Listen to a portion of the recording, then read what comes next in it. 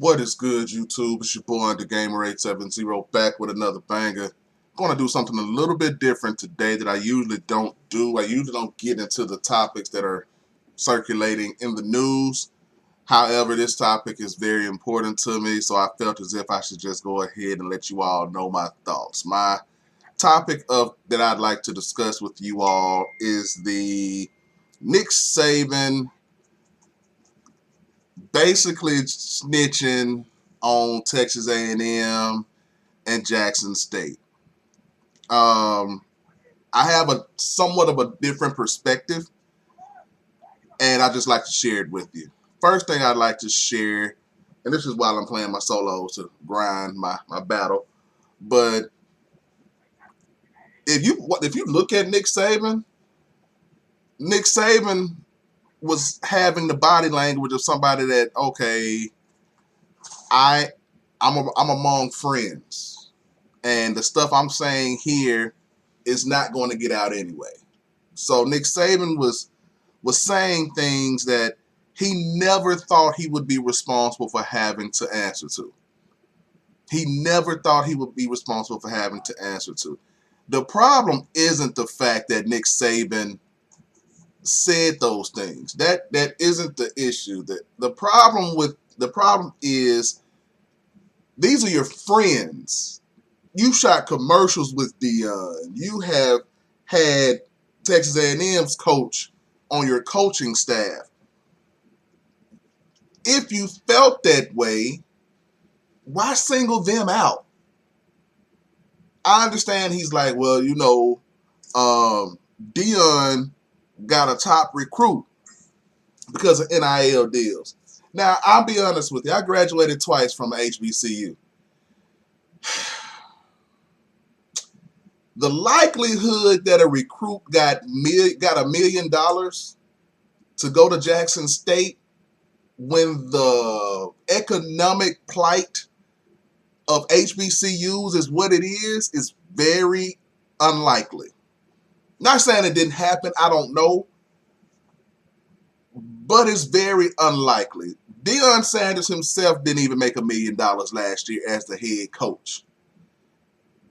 So for them to bring in a recruit and give him $1 million, where they get it from? Where did it come from? And if you got it to pay for him, why didn't you give your coach more money to keep him?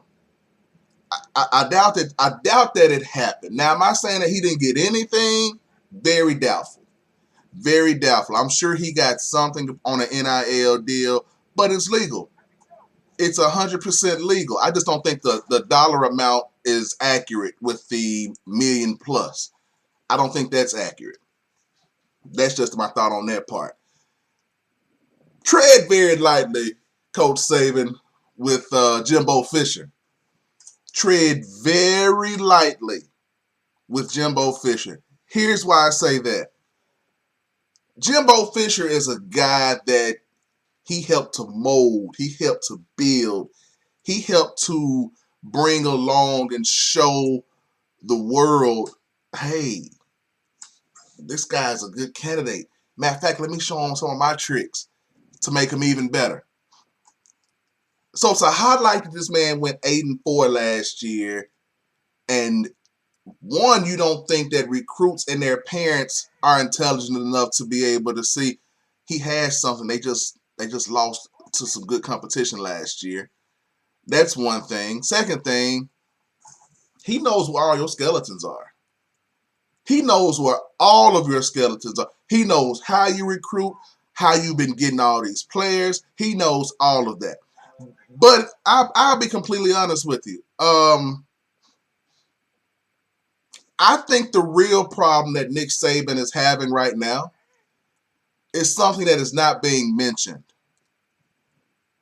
It's not the fact that Alabama won't still be able to get recruits and all that kind of stuff. And yes, it's going to even the playing field out just a little bit. But if you look at Alabama's roster, Alabama has 3, 4, 3 and 4, maybe even 5-star recruits sitting on their bench for 2 and 3 years without even touching the field.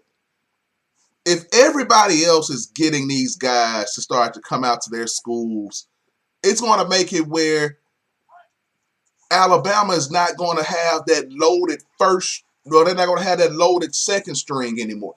That's how Alabama kills you. It's not that Alabama is just so much more dominant than everybody else all the time. It's their second string comes in, and their second string is so much better than your first string. And so their first stringers can rest while your first stringers are tired out because they're battling against people who are just as good, if not better, than they are. So that's what Nick Saban is looking at. Nick Saban has the ability to recruit. He's been a great recruiter, but as a black male, okay, let me share this. A black male in the South, as a matter of fact, it's extremely unlikely to recruit players from all over the country and say, hey, you come to this school, we're going to make sure that you get a championship. And in addition to that championship, we're going to do our best to make sure that you graduate. Hey, the racism that goes on down here in the South, don't worry about that. It's no big deal. No. There's something being added to that pot that is making these guys come from all over the world to play there. Yes, Alabama is a powerhouse. So is Clemson. Okay? So is Georgia. So are so many other schools. So there is a draw to Alabama. Okay? To say that Nick Saban is simply out recruiting everybody, not very likely. It's just not. It's not very likely. I'm not saying that he is not a good recruiter, but I am saying that if you watched long enough, I guarantee that some things would turn up. Here's another thing. Nick Saban may be completely innocent of all purchasing, I shouldn't say purchasing because they're not property, but all payment of players. He may be 100% innocent. He may have never done it.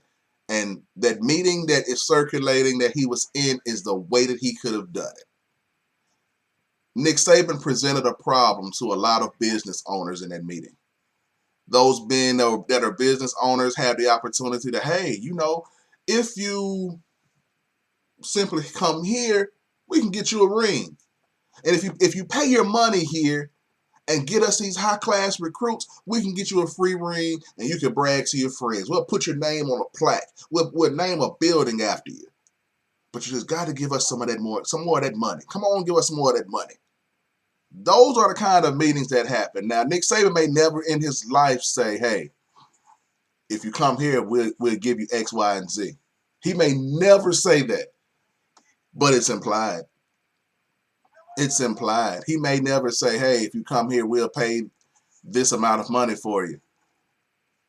He may never have to. It may be a system already in place that knows once a kid signs on that dotted line, they'll get X, Y, and Z. There's a reason that those players are staying to simply sit on the bench.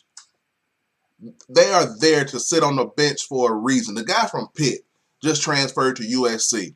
Now, there's a rumor that's saying that he's going to get $3.5 million for an NIL deal. Perfectly honest with you, I'm all in favor of NILs. I am 100% in favor of NILs.